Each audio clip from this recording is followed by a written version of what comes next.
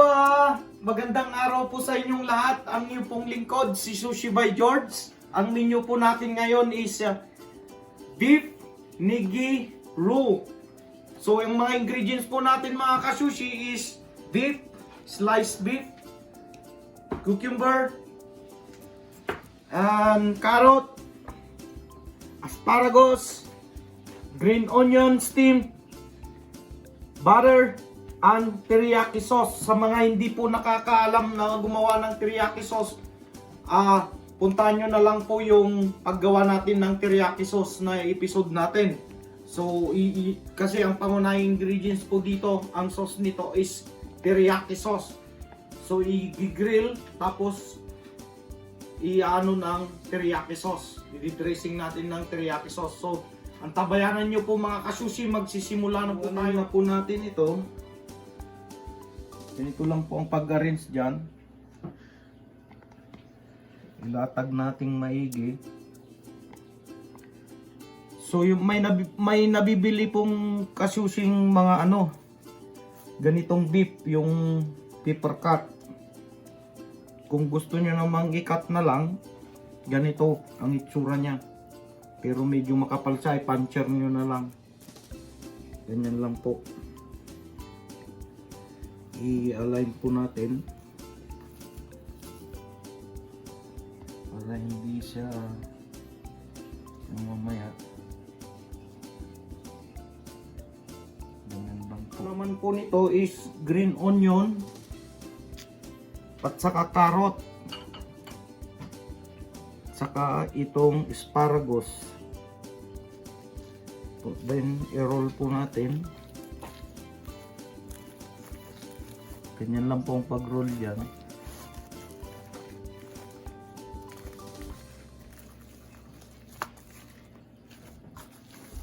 Yan po. Ang roll dyan. Yan po pong maigi yan. Yung dugtungan niya. Sulitin po natin po.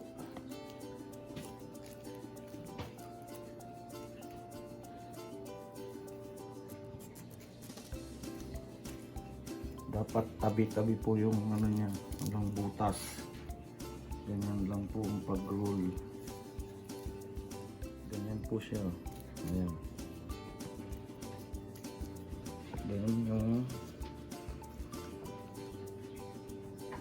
yung green onion, carrot, then asparagus.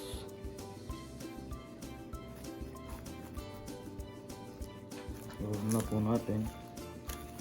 Roll, roll, roll, roll, roll, roll. Ayan po. Wow.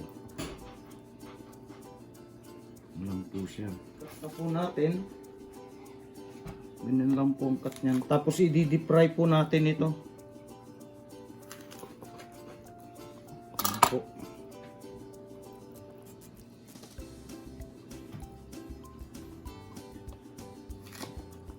Nigi maki, nigi roll, beef roll.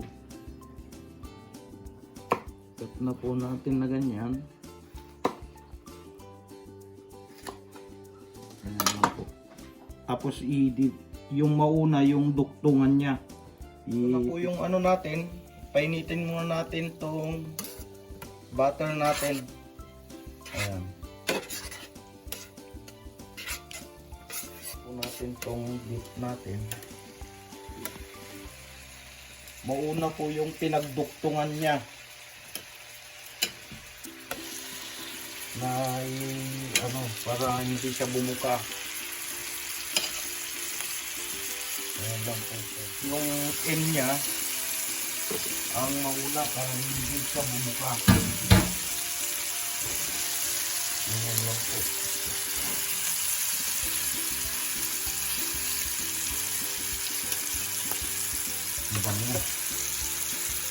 So yung duktungan niya, dapat yan ay yung end niya, dapat yan ang mauna para hindi siya bumuka. Yan po.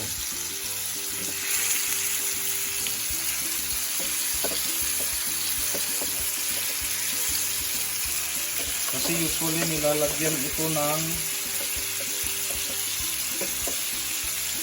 stick para hindi siya bumuka. Pero unahin nyo lang po yung niya para hindi siya. Paikutin nyo na po na ganyan hanggang maluto po yung lahat na part. Ganyan po.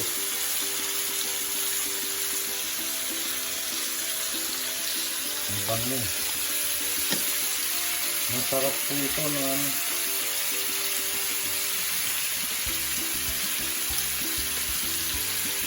madaling lutuin pa.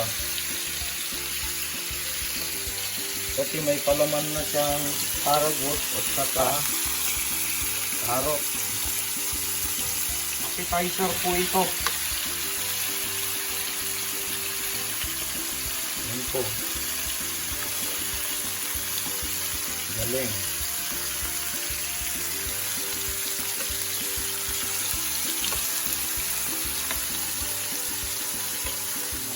Kain niya pareho, i-ano nyo rin. Ganyan lang po ito.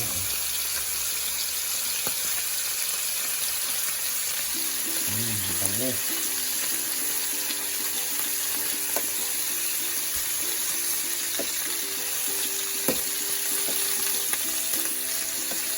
Grabe ang bango.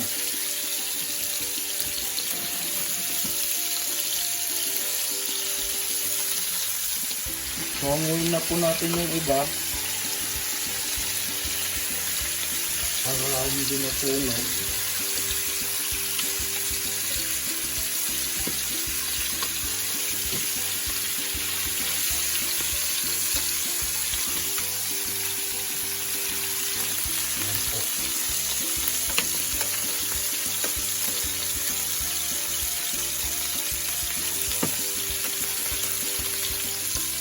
Gawa po tayo ng Japanese leaf. Ganyan lang po.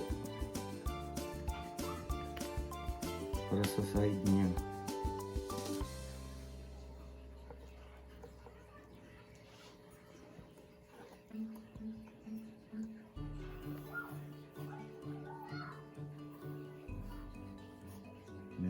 Ganyan.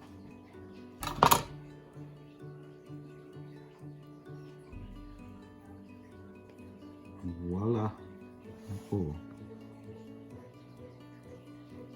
Wow! Yan po siya.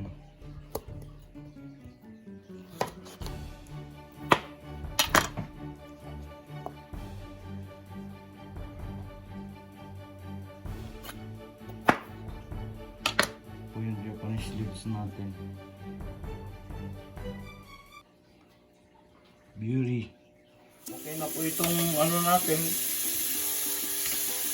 natin sa teriyaki.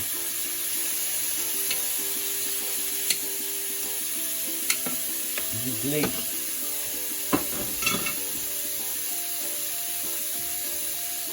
Ayan po yung teriyaki. Wow.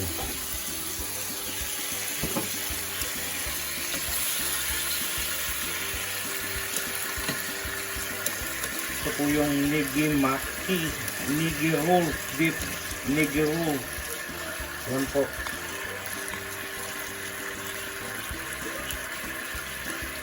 Hanggang mag-glaze siya ng konti.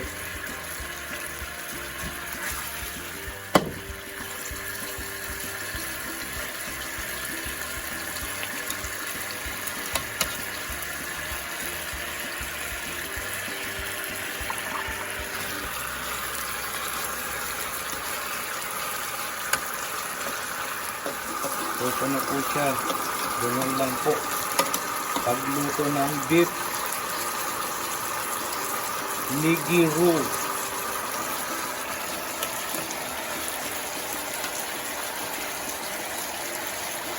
Appetizer po ito. Ayan.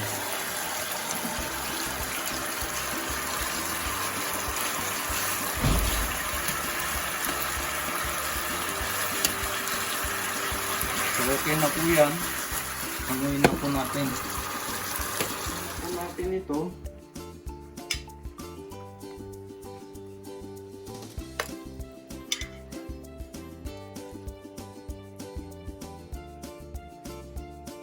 bango. Ito yun. Ligim Beef Pro.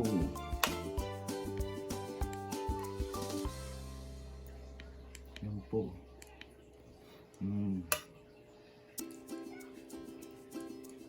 Mag-iwa po tayo ng white steam ng onion para sa ibabaw niya. Maninipis lang po. Ganyan po siya. Okay na po yan. Ito po yung teriyaki na ginawa natin. Lagyan po natin ang ano niya. Po siya. Simple lang po ito. Madaling gayahin. Appetizer. Po siya. Then spring onion.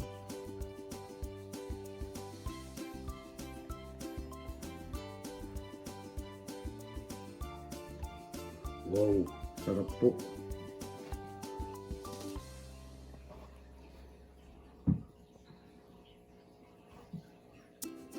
Ito na po yung ano natin. Beef Pro Nigimaki. Ayan po siya. Wow, sa ganda. Ito na po mga ka-sushi. Tapos na po ang appetizer natin. Beef Pro Nigimaki. Ayan po. So maraming salamat mga ka-sushi pag nakaabot kayo sa portion na ito. Sana lagi nyo pong suportahan ang ating YouTube channel para marami pa tayong i-upload na video. Sana huwag kayong magsawa. Kung nagustuhan nyo tong video na to, please hit like and comment down below. At ipollow nyo na rin po ako sa Facebook page at saka Instagram. So hanggang sa muli mga ka-sushi, ito na po ang best appetizer. Ayan po. So, Beef Pro Nigimaki. So, ayan po. Papunta na po tayo sa testing time. Ayan na po mga ka-sushi. Dip natin sa... Gusto ko po yung manghang. So, ayan po.